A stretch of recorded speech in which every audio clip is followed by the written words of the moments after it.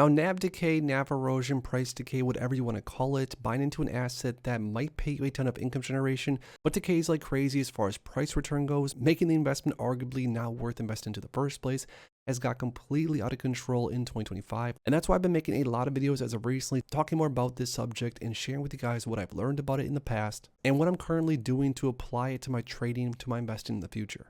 Now, take an example like the YieldMax mRNA option income strategy ETF, for example, an ETF that has offered a ton of income generation historically, but is down 91.76% as far as the max time frame goes. Now, not to pick on this ETF specifically, but this is just an example of an ETF that has decayed like crazy over time as far as price return goes, but still has paid a lot of income generation historically. So in this video, I'm going to share with you guys 7 things you need to know when it comes to surviving NAV decay, price decay, NAV erosion.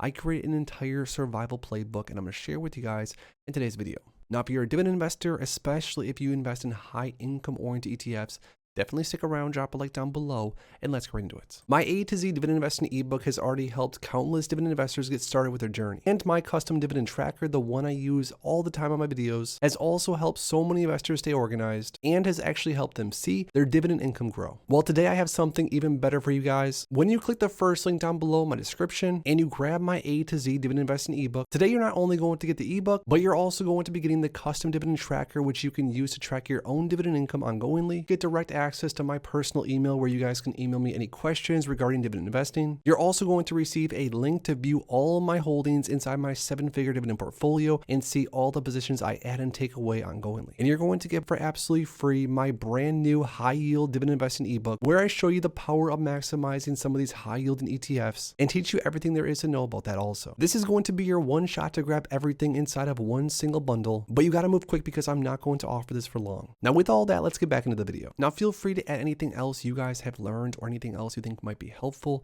as far as surviving NAV decay, surviving price decay, because again, we're sort of all in this together. Number 1 is going to be I almost completely avoid single stock yield monsters.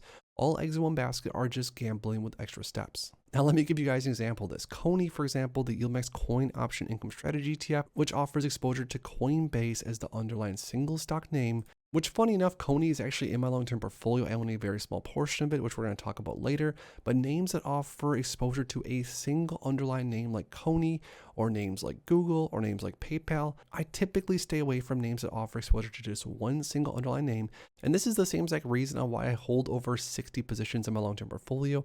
I'm a big fan of diversification, over diversification, a lot of investors would say, but having all your eggs in one basket is definitely going to be painful when some of those single names have a very bad week or month. Now, instead, I'm a big fan of ETFs that offer exposure to an index, for example, like the NEOS NASDAQ 100 High Income ETF, which offers exposure to not a single name in the NASDAQ, but the entire NASDAQ 100. Or the NEOS S&P 500 High Income ETF, for example, which offers you S&P 500 exposure, which are 500 individual single stocks all inside of one ETF.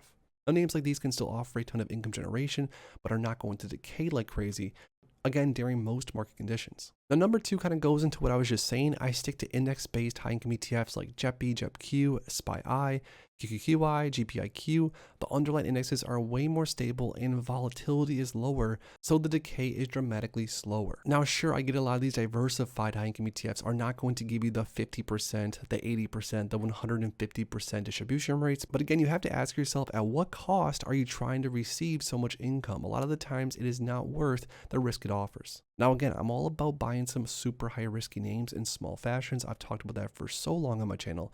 But as far as building out a sustainable high income portfolio, finding names that offer index exposure, whether it's the NEOS ETFs, whether it's some of the Goldman Sachs ones, or the JP Morgan ones, those are all great to look into. Number 3 on the NAV decay survival playbook is going to be the fact that I use topdividendetfs.com, which I'm the founder of. I created topdividendetfs.com for you guys. It's a 100% free site. You do not need to log in or give me your email or anything. Just go to topdividendetfs.com and you can literally sort by price decay and price decay. You can sort by things like grades or even voting. The community actually weighs in every single week and talks about which ETFs they like the most and the least. Now, the cool thing about this website that I created, that I founded for you guys, again, absolutely free, is that you can go on here and actually see different individual dividend-oriented ETFs and look at the current yield and if or if not, they have price decayed since inception or not. Now, just because you find an ETF on top dividendetfs.com that seems good, of course, do a ton more research. This stock market tool is just one of many tools you should be using and doing due diligence with. Number 4 is going to be buy the dips on red days only. So for very high beta single stock oriented names that are going to offer, let's say 40, 80, 100+% yield, these are names that I personally would never buy on red days. Names like Coney, names like Tesla, ultra high yielding ETFs that offer exposure to anything that is high beta.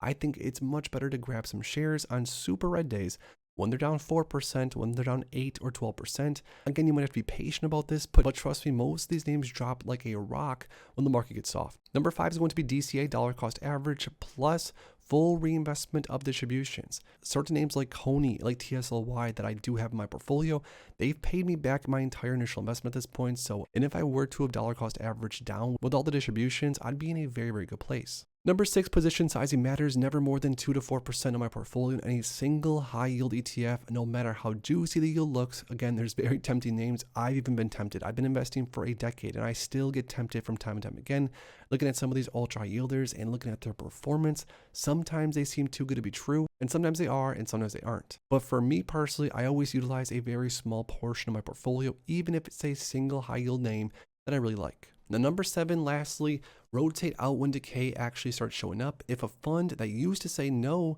decay flips to yes for 3 months, or NAV chart starts rolling over hard, I swap into a newer or better behaving fund in the same category. Now, even though most of the positions in my long-term portfolio are pretty much there to stay, I do still rotate in and out of names if the fund objective changes. So that right there is the NAV Decay survival playbook that I created for you guys. Again, definitely comment down below anything else I'm missing. We can all help each other here. And of course, check out topdividendetfs.com. I update this every single day by hand, guys. I worked very, very hard on it. The site is absolutely free, like I said. No login needed, no email needed, no nothing. If you guys like these sort of videos, definitely drop a like down below so I know this. Also subscribe and I'll see you in the next one. Thanks as always for stopping by. And if you are interested in investing, make sure to check out these recent videos I posted right here.